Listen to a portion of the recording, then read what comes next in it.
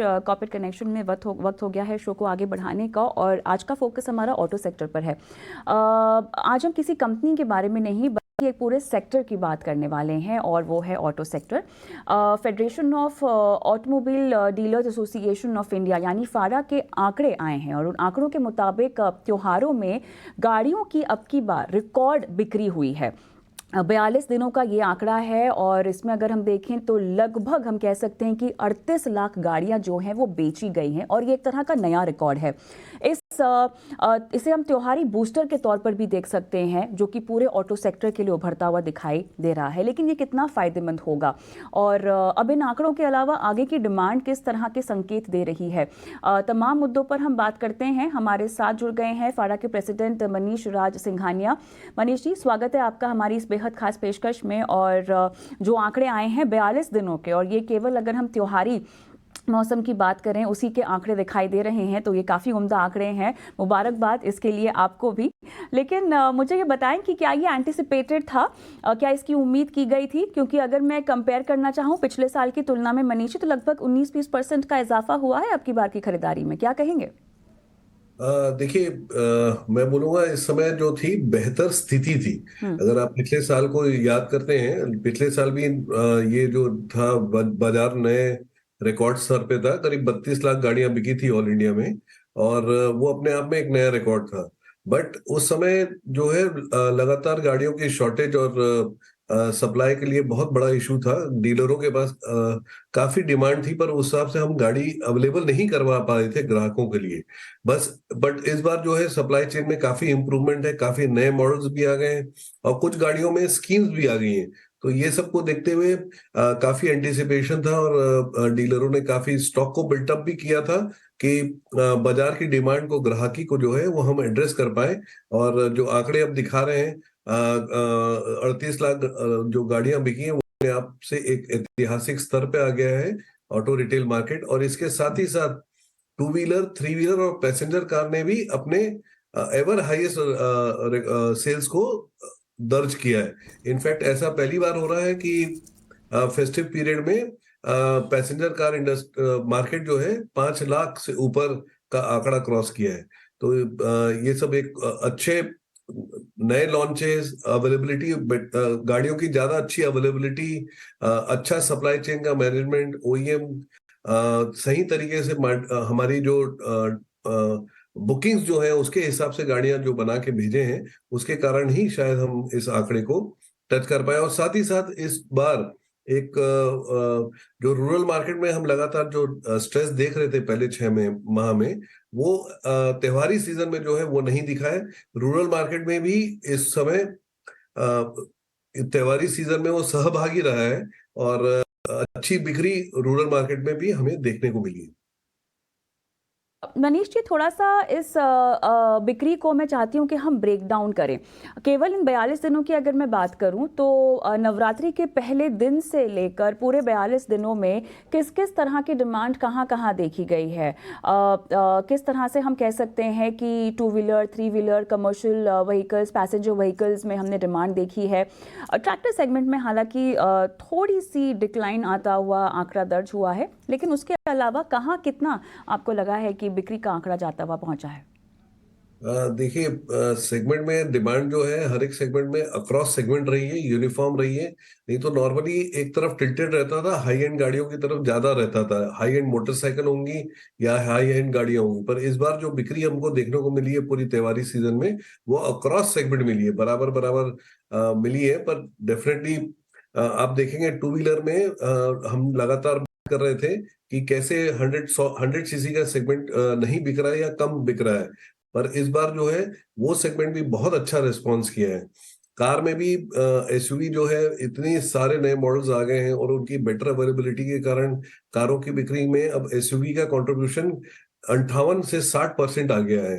तो उसके कारण उस सेगमेंट में अट्रैक्शन काफी बना हुआ है, और नए लॉन्चेस के कारण। और इस बार अगर और यूनिक चीज अगर और देखते हैं तो पिछले साल स्कीम्स अवेलेबल नहीं थी। इस बार क्योंकि वाहन ज्यादा अवेलेबल थे, गाड़ियां अवेलेबल थी, और एंट्री लेवल में थोड़ा स्ट्रेस दिख रहा था स्टार्टिंग में, चाहे वो एंट्री लेवल पैसेंजर कार हो, हैचबैक हो, सिडान्स हो। तो ये सब में काफी स्कीम्स भी आई, स्कीम्स भी जो है ग्राहक को अट्रैक्ट करती हैं। तो इसलिए आप देख सकते हैं कि अक्रॉस सेगमेंट जो है बिक्री हम वाहन इंडस्ट्री ने दर्ज की है। टू व्हीलर्स में स्कूटर्स या एंट्री लेवल मोटरसाइकिल्स कहाँ पर डिमांड दिखाई दी?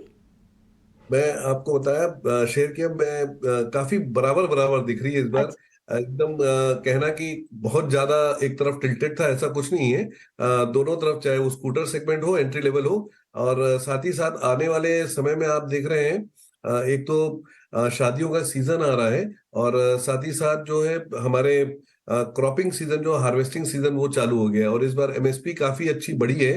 तो ये सब के कारण जो है रूरल इकोनॉमी में फंड बना रहेगा, और शादियों के कारण जो है लोग खर्चा करेंगे। तो ये सब के कारण आप डेफिनेटली उम्मीद कर सकते हैं कि आने वाले माह में भी ये बिक्री का ट्रेंड जो है कंटिन्यू होना चाहिए। मनीष जी, फाड़ा ने ना एक कंसर्न यहाँ पर पीवी इन्वेंट्री लेवल्स को लेकर हाईलाइट किए थे। क्या अभी भी ये ऑल टाइम हाई लेवल पर है? किस तरह के स्टेप्स आपको लग रहा है कंपनियां उठाती हुई दिखाई दे रही हैं? देखिए, और पैसेंजर कार में एंट्री लेवल 64 से 66 दिन तक पहुंच चुका था, और काफी डीलरों ने स्टॉक एक्यूमुलेट किया था। वो नहीं चाहते थे कि किसी भी टाइप की ग्राहकी को या किसी भी डिमांड को जो है हम लूज करें। अब वो सीजन खत्म हो चुका है, तो हमारी ये सोच है कि अगर डीलर्स को प्रॉफिटेबल रहना है या स्टेबल रहना है, तो ये स्टॉक लेवल जो है 30 दिन तक आना चाहिए। और नॉर्मली सीजन में जब गाड़ियां बिकती हैं, तो उसके बाद इन्वेंट्री लेवल काफी कम हो जाता है। अब ये देखना है कि होलसेल जो है ओईएम्स कितना करते हैं डीलरों को। अगर वो बराबर रहा, तब ही ये स्टॉक लेवल कम आ पाएगा। नहीं तो डीलर जो है हायर स्टॉक के कारण दब जाएंगे, मैं बोलूंगा नुकसान काफी होगा। और आप देख रहे हैं, दिसंबर के बाद जो है ईयर एंड आता है, ईयर चेंज होता है मॉडलों का, और जो पुराने साल की गाड़ियां रहती हैं उसमें ग्राहकों को ज्यादा डिस्काउंट की उम्मीद बन जाती है। तो ये एक सही टाइम है। पिछले माह होलसेल में 3,91,000 की होलसेल हुई थी। अब वो उसको कम आना चाहिए, 3 से 3,40,000 के बीच में आना चाहिए। तभी जो है डीलरों की इन्वेंट्री लेवल पे करेक्शन आ पाएगा, नहीं तो दिक्कत बनी रहेगी। और इसको हमको फिर मैन्युफैक्चरिंग एसोसिएशन से थोड़ा बात करनी पड़ेगी कि हमारे स्टॉक लेवल्स को जो है आप काम कम करें, ताकि डीलर जो है प्रॉफिटेबल बने रहे। मनीष जी, यहाँ पर ट्रैक्टर्स की बिक्री के जो आंकड़े हैं वो थोड़े से उत्साहजनक नहीं आते हुए दिखाई दिए हैं। देखिए, इलेक्शंस का भी माहौल है पूरे देश में। अब आगे आउटलुक कैसे आपको लगता है कि बनाकर रखना चाहिए? आप कितने पॉजिटिव हैं? देखिए, मैं काफी काफी पॉजिटिव हूँ। एक तो आप इलेक्शन का चूंकि आपने बताया, मैं और शेयर करना चाहूंगा, जो इलेक्शन बाउंड स्टेट्स थे वहां पर तो बहुत ही अच्छा बिक्री के आंकड़े दर्ज किए गए। ओवरऑल अगर आप देखते हैं, मध्य प्रदेश में 28%, राजस्थान में 24%, और छत्तीसगढ़ में 20% की ग्रोथ दर्ज की गई। तो एक इलेक्शन ने भी बहुत बड़ा कंट्रीब्यूशन दिया गया है ऑटोमोबाइल की ग्रोथ को।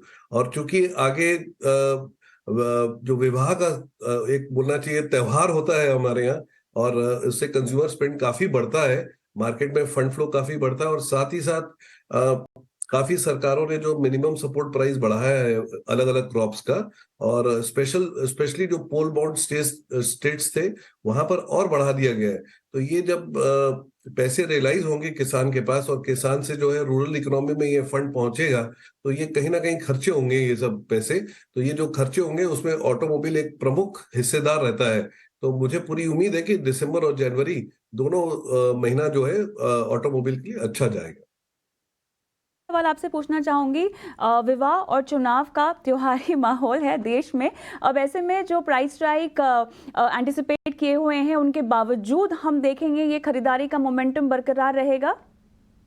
परसेंटेज प्राइस राइज पे डिपेंड करता है। एक अभी से अनाउंसमेंट करने से एक जरूर फायदा मिलता है लोगों को, ग्राहकों को मालूम रहता है कि आने वाले जनवरी माह में गाड़ियों की प्राइसेस बढ़ने वाली है। तो वो, और दिसंबर माह की एक विशेष स्कीम आती है अलग से, हम लोग नॉर्मली दिसंबर बोनांजा भी बोलते हैं उसको। कि उसमें प्राइस राइज भी जब सामने दिखेगा तो ग्राहक डेफिनेटली दिसंबर माह में अच्छे प्राइस पॉइंट पे अच्छे स्कीम के साथ जो है गाड़ी उसके लिए उपलब्ध रहेगी और खरीदेगा, मुझे पूरी उम्मीद है। चलिए, इसी के साथ मनीष जी, बहुत बहुत धन्यवाद, आपने समय निकाला इतने विस्तार से इस तरह के आंकड़ों पर दर्शकों से बातचीत की। धन्यवाद। ने फाड़ा के जो बिक्री के आंकड़े आ रखे हैं 42 दिनों के, उस पर बातचीत की। और निमेश ठाकर मेरे साथ अब जुड़े हुए हैं। निमेश, एक तरह से जो आंकड़े आए हैं वाकई काफ़ी बेहतर तस्वीर दिखा रहे हैं। कम से कम त्योहारी मौसम के जो आंकड़े आए हैं, तमाम कैटेगरीज में हमने रिकॉर्ड बिक्री के आंकड़े दर्ज होते हुए देखे हैं सिवाय ट्रैक्टर के। अब बताएं, इन आंकड़ों के तर्ज पर आप क्या कोई रणनीति इस पूरे क्षेत्र में दर्शकों को समझाएंगे, छोटी सी मध्यम अवधि के लिए किसी स्टॉक में?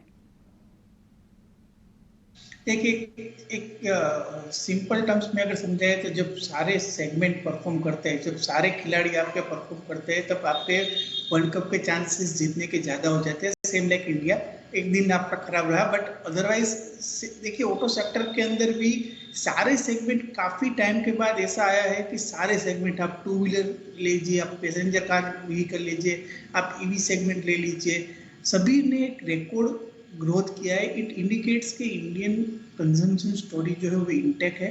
रूरल इकोनॉमी जो है अभी ग्रोथ आ रहा है रूरल में से, और जिस तरह से बेहतर मानसून हमने देखा है, और जो बात कर रहे थे कि मैरिज सीजन और जो एमएसपी बढ़ाई है उसका इम्पैक्ट अभी आना बाकी है।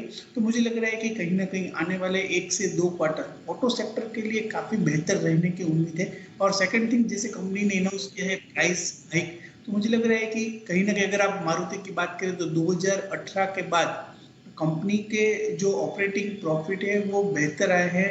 5 साल के कंसोलिडेशन के पीरियड के बाद उसके ऑपरेटिंग मार्जिन देखिए, जो कंपनी 6-7-8% और मैक्सिमम 10% पे ऑपरेटिंग मार्जिन पे काम कर रही थी, वो पिछले क्वार्टर का सितंबर का अगर रिजल्ट देखें तो 13% का ऑपरेटिंग मार्जिन है।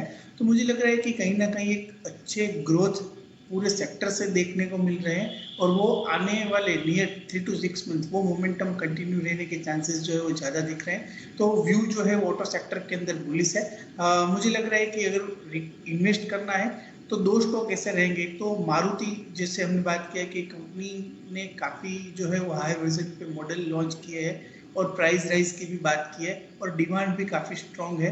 तो मुझे लग रहा है कि मारुति जो है वो ये लेवल से भी बाय कर सकते हैं, थोड़ा सेफ बेट रहेगा। और 12,500 के टारगेट प्राइस अगले 6 से 12 महीने तक देखने को मिल सकते हैं। और सेकंड पिक मेरी बात करूँ तो आइसर मोटर, जो मैं 3,300 से अपनी ये चैनल के अंदर बाय रिकमेंड कर रहा हूँ। मुझे लग रहा है कि कोई भी डीप आता है तो आइसर मोटर भी ये लेवल से काफ़ी अट्रैक्टिव मुझे जो है लग रहा है।